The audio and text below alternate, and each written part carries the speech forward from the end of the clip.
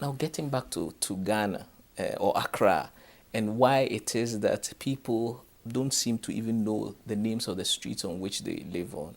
And that is because Accra does not have the kind of urban mythology in the ways in which I have described. That is to say, it has never been imperial. It is not as yet the subject of extensive literary representation. Unlike, say, London or Dublin or Paris, you cannot know Paris without reading literature set in Paris. You cannot know Milan or Rome. You cannot know about Rome without. In other words, all these have generated a memorialization of the city which goes beyond urban planners. The third aspect of the naming of Accra and how people do not actually respond to the names is that because Accra is still very much in formation, it is only now being formed. So the denizens of the city like to own it.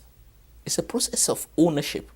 So the town planners may name it one way, but the ordinary people who exist in the town or in the city don't think that that name is owned by them. So they make up their own name. And so Oxford Street was produced via a variety of processes. It still does not exist on any official map of Accra. If you went to Google Maps and put in Oxford Street, Accra, it will not come up. But everyone in Accra calls the place Oxford Street.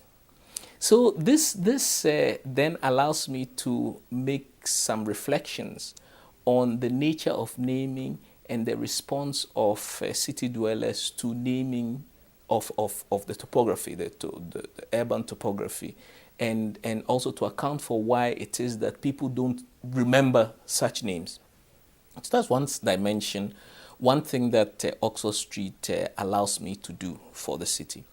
The other thing that it allows me to do is actually an understanding of general processes of urban planning or urban evolution. It's fascinating to note, for example, that from the colonial period, I should backtrack and say that Accra was declared the capital of the then Gold Coast colony in 1877. Now, prior to that, Accra was in a way organized along three European grids. So on the one side, there was the area of Dutch influence, which was sited around Usher Fort. Usher Fort was Dutch. It had been built in the 1650s. And no, sorry, I have to backtrack. Usher Fort was Dutch. It was built in 1649.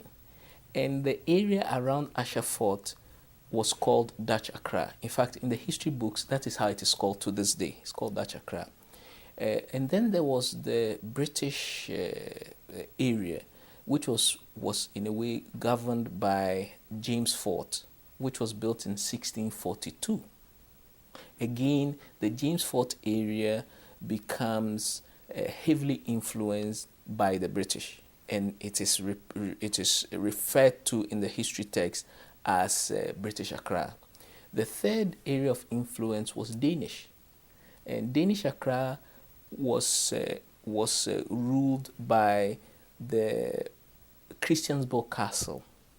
Christiansborg Castle is currently, ironically, the seat of government, but it was built in 1659 as a trading outpost for the Danes, who, by the way, were highly successful traders. They were all the various traders, European traders on the Gold Coast were bought out or defeated by the British by the 1850s. By 1877, as I mentioned already, Accra was declared the capital of the Gold Coast colony.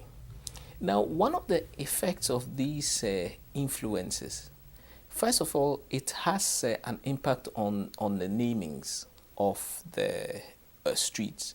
But more importantly, it has also had an impact on the way in which the city has evolved.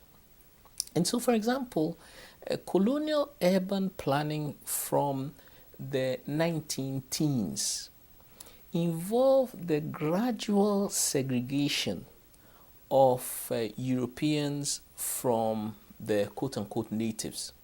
And so, for example, if you go to Accra now, there's a very well-known area called the Ridge.